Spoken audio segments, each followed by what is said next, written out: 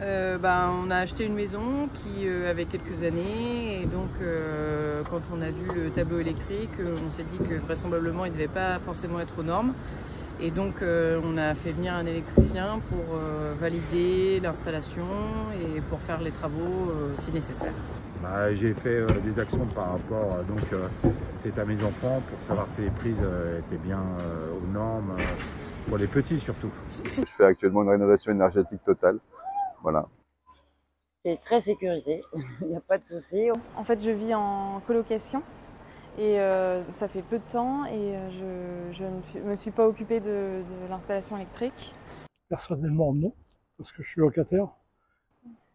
Déjà, pour rentrer dans l'appartement, c'est à lui, c'est au propriétaire de s'assurer de la conformité et tout, de l'installation électrique.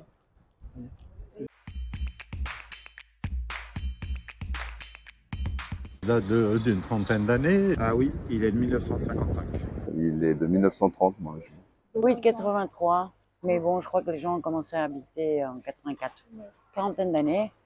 Je pense que c'est au moins une cinquantaine d'années. Tiens, ça doit dater des années 97, dans ces eaux-là. Ouais, 97.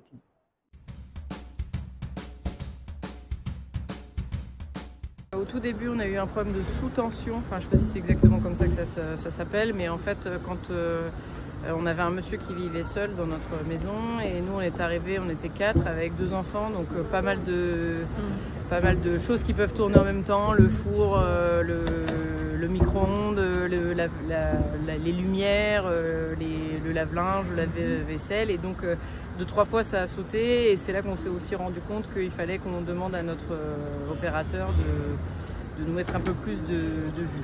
J'avais peur un peu d'une installation un peu qui paraissait avec, on voyait des fils apparents, donc ça me rassurait pas forcément. Et je touche du bois, pour l'instant, j'ai jamais eu de problème électrique. D'accord.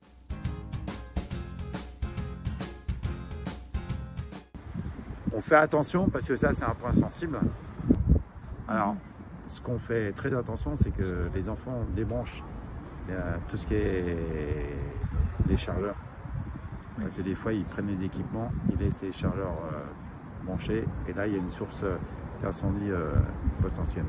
Non, on fait une multiprise qui dessert 2 ou 3 appareils, mais on ne fait pas multiprise qui est branchée sur une autre multiprise. Non, on sait que c'est dangereux et comme on a des petits enfants, on essaye de faire en sorte que nos installations soient bien protégées. Dans l'appartement où j'étais avant, qui était plus petit, c'était un studio. Donc là-dedans, disons les prises de courant disponibles, il n'y en avait pas des masses. Donc là, j'étais obligé de solliciter des multiprises pour mettre des appareils.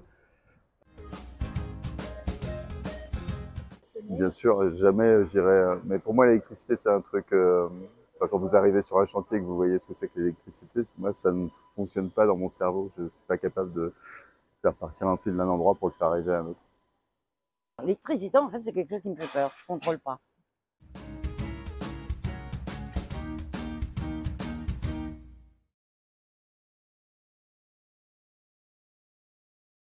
C'est possible, comme les anciens immeubles où il y a des fils électriques qui sont plus du tout aux normes, qui sont trop fins, etc., dégainés. Voilà, ça me paraît élevé, oui. Mais ça ne m'étonne pas forcément, même ici à Paris, parce qu'il y a beaucoup de logements qui sont désuets quand même, où les installations doivent être régulièrement rénovées. Ça ne m'étonne pas.